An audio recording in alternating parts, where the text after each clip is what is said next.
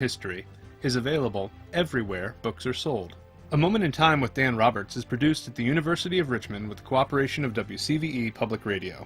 Our theme music is composed by BJ Liederman. Our sound engineer is Robert Richards. Transcripts, podcasts, audio, and video are available at amomentintime.com.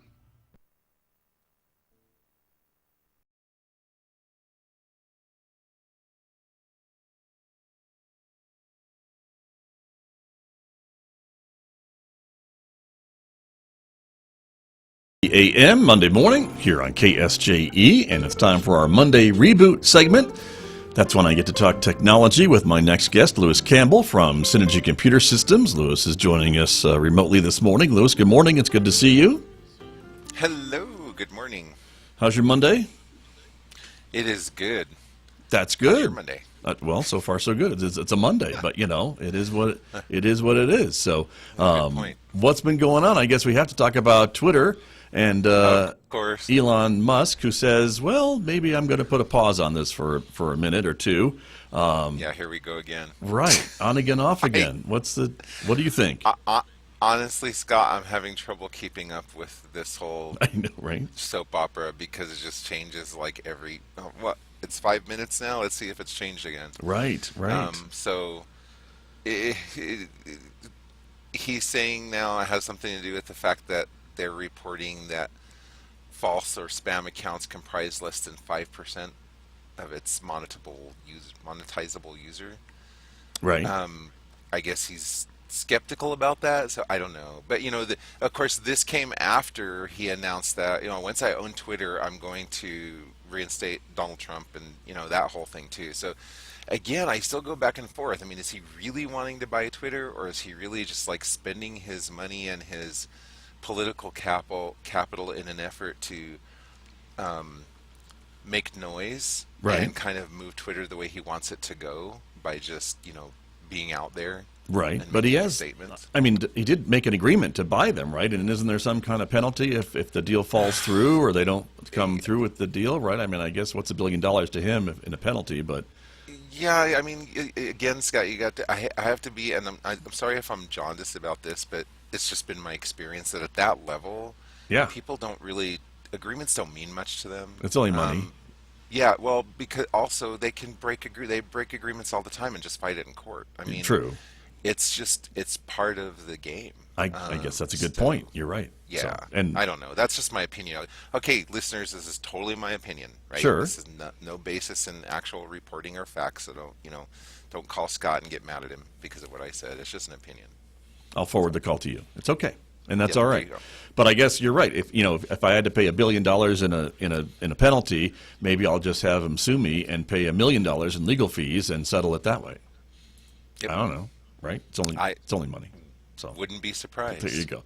But in the meantime, of course, if he had any investments, which I'm sure he did in the stock market or elsewhere or crypto, that's all cratered as well. So he may not have as much money on paper that he had when he made the deal. Oh, I know. And speaking of crypto, yes, since it would be nice to talk about something else other than Elon please. Musk, Bitcoin keeps going down. It does. Right? Yeah. So, yeah. Now, most people would say, oh my gosh, be scared of Bitcoin now. But of course, if you're really wanting to look at something as an investment, I don't know. Maybe I'm not going to say it's time to buy because, again, caveat here, we don't do investment advice, don't do anything based on what we said. We're not professional financial people. But, true. But I guess the thing was, I always thought that the big selling point of the cryptocurrencies was that they were immune from some of these market ups and downs and things like that. And here we see that they're not, apparently. Well, that's actually never been the selling point of crypto. The selling point of crypto is the whole point of crypto is that crypto was offered, again, it's offered as a currency. It's designed to be a currency. People have been using it as an investment platform because of the volatility, right? Because volatility means it's going to go up fast. Okay. Of course, it's going to go down fast too. Okay. But the idea was always that crypto is supposed to be an alternative. The whole idea is every other currency has to be backed by a government, right? So some government ends up controlling the currency. If crypto's value, basically the supply versus demand equation, is controlled by an algorithm, so right, not a government. And that was the whole idea, is that We invent a currency that everybody can use that no government can control. The problem is that the algorithm is, it's dependent on people having availability of electrical power and all this other stuff. And so what we're finding is that the algorithm itself, the basis of a lot of these cryptocurrencies, isn't as stable as we would like it to be. But again, that has been largely driven by people using it as an investment vehicle. If people stopped using it as an investment vehicle, it would stabilize. So, there's this kind of catch-22 vicious circle going on here. And the bottom line is, who knows what crypto is going to be 10 years from now. Right. Well, but I think that's the thing. And of course, we've got, I forget, which is it, El Salvador that adopted Bitcoin as its governmental currency, right? And so they're buying more. I think they're doubling down to doubling down because buy they're feeling more the pain, at the low price. And it's like, okay, we adopted this our cryptocurrency, now it crashed. It's the same thing as if they had a government currency and they suffered massive inflation, right? So, but their way of solving it is, we're going to buy more of it, try to drive the price up.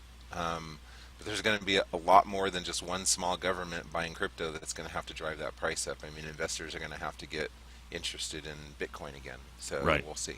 Okay. Very interesting. Anything else that's hitting your radar this week? Oh, that's not enough? That is enough. I think that's plenty. Well, Russia's being hit with all kinds of breaches now. I mean, oops. The story for Vladimir Putin just gets worse and worse and worse. And when you come at it from a technological side, it's like the whole world in the whole dark web world, if you will, dark web, good web, every web, has kind of come to the aid of the Ukrainians. And so, Russia went in on, militarily and thought they were going to just wipe Ukraine out, and that didn't happen. And now they're finding out that with all these great offensive cybersecurity assets they thought they had, they're getting slammed because, their defenses aren't as good as their offense, and the entire world on the internet is basically hacking Russia. Wow. And they're hitting it. Right. Russia's media regulator lost 20 years of email. Whoops. A bunch of Russian based software companies and stuff like that are getting their source code stolen. And the downside is, though, that there's no discrimination going on here. So who knows whether the things that are getting hacked are actually in collusion with the Russian government or just innocent companies or whatever that are suffering from this. But basically, right now, if you're online and you have any connection with Russia, you're a target. Right. Well, sure. And these people are taking this data and posting them on the internet. So, right. There's a cybersecurity researcher being quoted in Ars Technica that says basically, quote, there are tens of terabytes of data that are just falling out of the sky, unquote. So yeah, it's interesting. Wow. We'll see how this goes. Yeah, and to add insult to injury, they're losing all their McDonald's restaurants. Oh my God! As of today, how can you survive as a society without McDonald's? I don't think you can. Well, we'll see. But McDonald's is pulling out 850 restaurants closing. So, one last thought from Inverse is an article that says the supermassive black hole that was discovered at the heart of our galaxy proves that Albert Einstein was right. His theory of general relativity, apparently. Yep. So there's that. Yes. So Einstein says, if you're into quantum mechanics, there's a whole lot of other stuff that's tied up with that supermassive black hole that it verifies. I won't even go. We're not going to go off on that tangent. Don't get me started. It's kind of early on a Monday to be going for hours. Talk about quantum mechanics for me, but it's interesting. So I like that. All right, Lewis. Quantum mechanics is fun. That is all the time we have this morning, but thank you for joining me. I appreciate it very much. Thank you. Hi, have a great week, everybody. All right, you too. That is Lewis Campbell from Cintigy Computer Systems. He joins me every Monday at this time to talk technology. It's our Monday Reboot segment right here on KSJE Farmington.